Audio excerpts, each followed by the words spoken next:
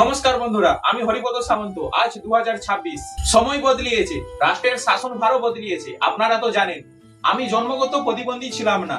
ভাগ্যের পরিহাস আর কিছু মানুষের একটি ভুলের জন্য আজকে আমি এই হুইল চেয়ারে। কিন্তু আমার শরীরটা অক্ষম হলেও আমার মন আর মেধা এখনো সচল। আজকের এই ভিডিওটা কোনো সাধারণ ব্লগ নয়।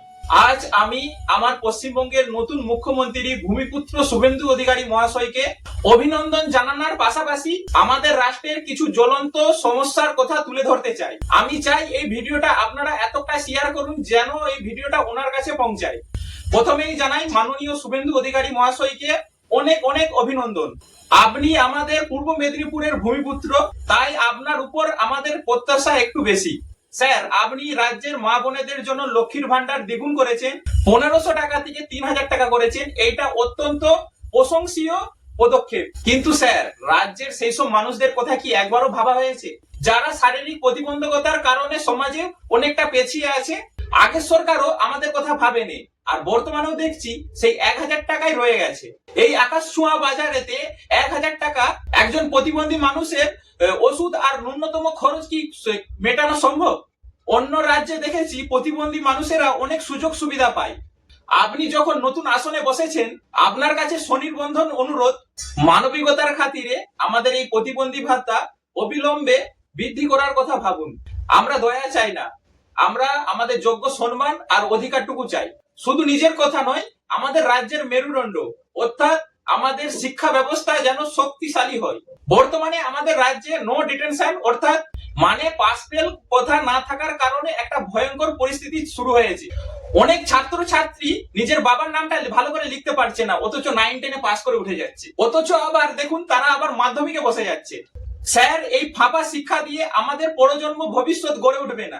আপনার কাছে অনুরোধ, সরকারি প্রাইমারি স্কুল আর হাই স্কুলগুলো মান উন্নত করুন, স্কুল ভবনগুলো অবিলম্বে মেরামত করুন এবং পড়াশোনা করার উপযুক্ত পরিবেশ তৈরি করুন। পাস ফেল কথাকে এমন ভাবে বিচার করুন যেন পড়াশোনার মান বাড়ে, যোগ্যতার ভিত্তিতেই যেন ছাত্র ছাত্রীরা এগিয়ে যেতে পারে।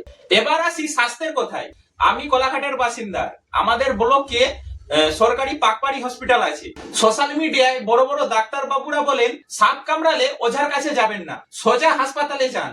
কিন্তু স্যার, আমাদের পাকপাড়ি হাসপাতালে কি পর্যাপ্ত চিকিৎসা মেলে?